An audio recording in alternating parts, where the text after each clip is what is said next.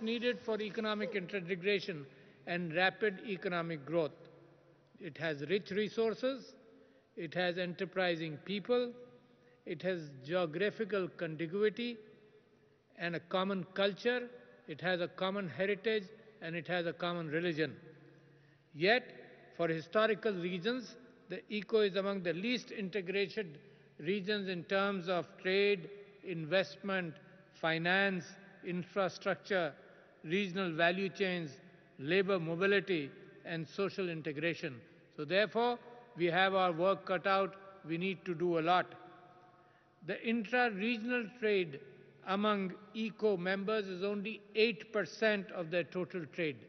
And if you compare this throughout the world with other regions, we will be surprised by how much trade can be enhanced by better integration. Unlocking the potential for regional integration will provide significant impetus to growth and development in all ECO member states.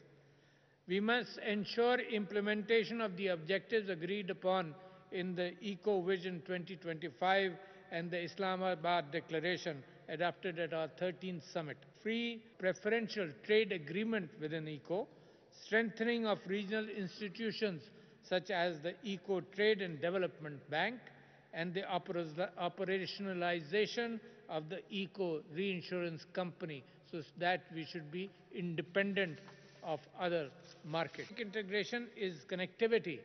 And ladies and gentlemen, connectivity today means much more than the road infrastructure, the railway infrastructure, the ability to transport goods through planes and the seafares, but the ability to transport intellectual know-how, the intellectual resources through the air. And that is where a virtual connectivity between ECO countries, within ECO countries, is going to lead us through into the new era. We should strongly advance the transport corridors, which the ECO has planned under Transit Transport Framework Agreement, TTFA. I welcome the operationalization of the Islamabad, Tehran, Istanbul, ITI road corridor. The key to connectivity is peace in Afghanistan. We have all mentioned that today. And after 40 years of war, which has ended in Afghanistan, there is emerging humanitarian crisis. And the specter of economic collapse looms large because of winters coming in and the increasingly deepening liquidity crisis with the freezing of their assets. It threatens a financial and banking collapse. It threatens to bring chaos back into Afghanistan. And I believe strongly it is upon the Muslim Ummah to play its role in trying to guide Afghanistan into an era of peace and prosperity, because the prosperity in peace in Afghanistan is essential for peace and prosperity for the entire ECO region. We must all join in preventing such a disaster which is looming, which could revive chaos and conflict. But besides humanitarian assistance, we must render help to the Afghan people in the key sectors of health and education.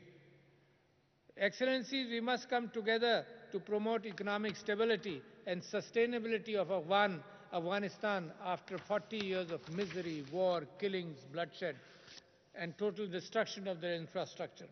We have all witnessed the negative impact of unilateral coercive sanctions in our region. Freezing of assets and banking restrictions worsen the human suffering and entail serious implications for regional peace, security and prosperity. And who doesn't know better than the region, our brothers, Iran, and what happened in Iraq. So therefore, restoration of peace and stability in Afghanistan will also enable the early implementation of our agreed infrastructure and integration projects.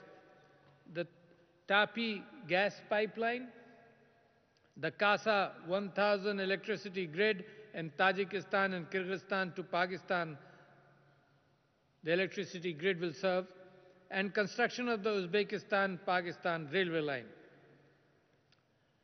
There is a danger if there is reduction in peace, there is a danger of refugees, and that brings me to a point which is very important and I wanted to state at this forum, that when I look at the contribution of the Muslim countries in welcoming refugees in misery, Pakistan has done an outstanding job. We hosted 3.5 to 4 million refugees in their difficult times. Turkey is doing the same in these days. And I am surprised that those who sermonize us, who give us lessons on humanity, the West, when refugees go to the West, try to enter the West, they are allowed to drown, but they are not salvaged. So therefore, Excellencies, I am very proud of the fact that our Islamic teachings and our history gives us the lesson and shows us in the world that we are the people who can bring morality, principles of ethics into international cooperation rather than vested interest, rather than pure exploitation and total disregard of humanity. So therefore, it is upon the Muslim Ummah to bring about a change in international considerations and understandings. The restoration of peace and stability in Afghanistan will also enable the early implementation of all these projects. Mr. Chairman, all eco-economies have suffered severely due to the COVID-19 pandemic. Some eco-members have suffered disproportionately with double-digit economic contraction, but Pakistan has been, by Allah's grace, relatively fortunate. Our strategy of smart lockdowns, our strategy of compassion, disbursing billions of rupees into the economy to the poor has done wonders. The COVID-related breakdown of supply chains has disrupted international trade and has triggered a global rise in inflation. Many of our countries are also suffering from inflation, which is up to 40% in some of the countries. Our consumers have had to face higher prices. Our government is providing massive, targeted approach help to the poor to cushion the impact of inflation. But in part, the global inflation and in prices has been generated by the $27 trillion pumped in as a fiscal stimulus by the rich countries to revive their economies. Unfortunately, the developing countries have not been able to secure even a fraction of the $4.3 trillion they need to recover from the COVID crisis.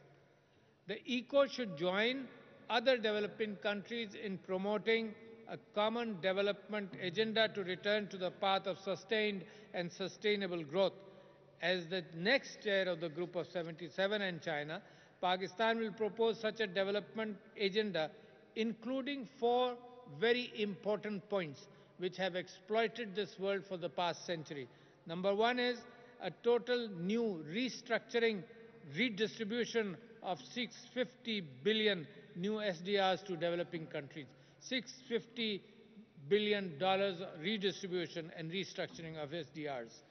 Large concessional financing, mobilization of the $100 billion in annual climate finance by the developed countries, which are mostly responsible for the global warming.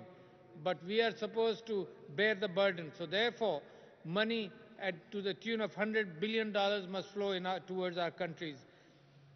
And 3, ending the billions in illicit financial flows from the poor countries towards the developed economies, which happened throughout the last century and which has impoverished us over the last decades. And we also insist that we should get return of our stolen assets. An equitable trading system and a fair international tax regime is essential. Mr. Chairman, the ECO member states are all Islamic countries and members of the Organization of the Islamic Cooperation.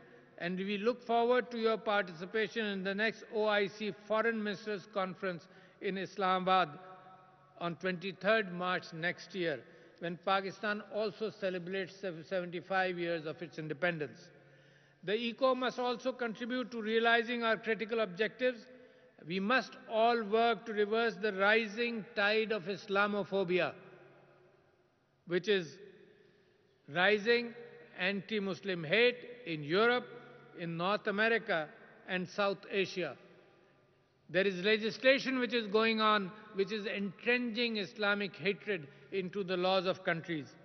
I would like to take this opportunity to again congratulate my friend President Aliyev on the recovery of Azerbaijan's territories from foreign occupation, and I appreciate his detailed input regarding what has happened.